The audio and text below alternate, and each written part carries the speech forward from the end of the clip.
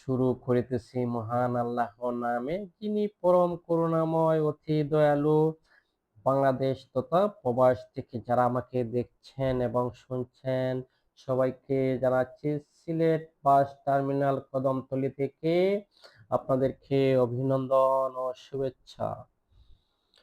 বিমানবন্দরের মতোই আলাদা আলাদা প্রবেশ ও বের হওয়ার পথ, প্রাথমিক চিকিৎসা কেন্দ্র সহ আছে নানান সুযোগ সুবিধা। বাংলাদেশের স্থাপত্য শৈলীতে দেশের সর্বপ্রথম ডিজিটাল বাস টার্মিনাল সিলেট কদমতলীর কথা।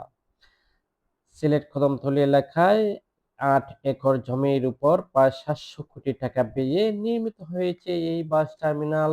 নির্মিত স্থাপত্য শৈলীর টার্মিনাল রয়েছে যাত্রীর ওঠানামার জন্য আলাদা আলাদা নির্মিত ভবন, প্রত্যেক জেলার জন্য এবং বিভাগের জন্য নির্ধারণ করা ভবন, সুপরিকল্পিত পার্কিং ব্যবস্থা, পরিবহন কোম্পানির জন্য রয়েছে বিভিন্ন সুযোগ সুবিধা সহ রেস্টুরেন্ট, যাত্রী বিশ্রামাগার, ওয়াইফাই সুবিধা, বিশেষ নিরাপত্তার জন্য রয়েছে প্রশাসন ও নিরাপত্তা কর্মী।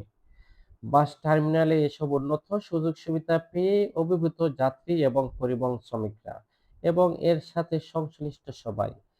সেবার মান ধরে রাখার দাবি তাদের। বাসগুলো ভিতরে থাকবে, শুধু যেটি সিরিয়ালে থাকবে ওইটাতেই মানুষ উঠবেন। এই ধরনের টার্মিনাল বাংলাদেশে এই প্রথম। একদিকে কমেছে জনভোগান্তি, অন্যদিকে বেড়েছে সংশ্লিষ্ট শ্রমিকদের বিভিন্ন সুযোগ সুবিধা। বিশেষজ্ঞজনেরা বলছেন, এই আধুনিক বাস টার্মিনাল নির্মাণ হওয়াতে বিশেষ করে এই অঞ্চলের পরিবহন ও পর্যটন অর্থনৈতিক খাতে অনেক সহায়ক হবে। জাতীয় অর্থনীতিতে এর বিরাট ভূমিকা থাকবে। ফলে সিলেট এগিয়ে গেল আরো এক ধাপ। তো সিলেট সিটি কর্পোরেশনের মাধ্যমে নির্মিত এই বাস টার্মিনালটি বাংলাদেশের সর্ববৃহত্তম ও আধুনিক এবং নান্দনিক। তো এ ধরনের বাস টার্মিনাল বাংলাদেশের প্রতিটি বিভাগে হবে, এটি আমরা আশা করি।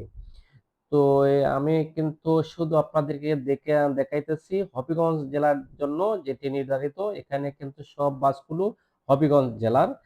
তো অনেক সুন্দর একটি বাস টার্মিনাল। তো এই আম, যাত্রীগণ কিন্তু অনেক খুশি। তো আমি কিন্তু আপনাদেরকে দেখলাম আমাদের হবিগঞ্জের বাসগুলো, দেখেন কি ধরনের সারি সারিবদ্ধভাবে রাখা হয়েছে, অনেক সুন্দর করে।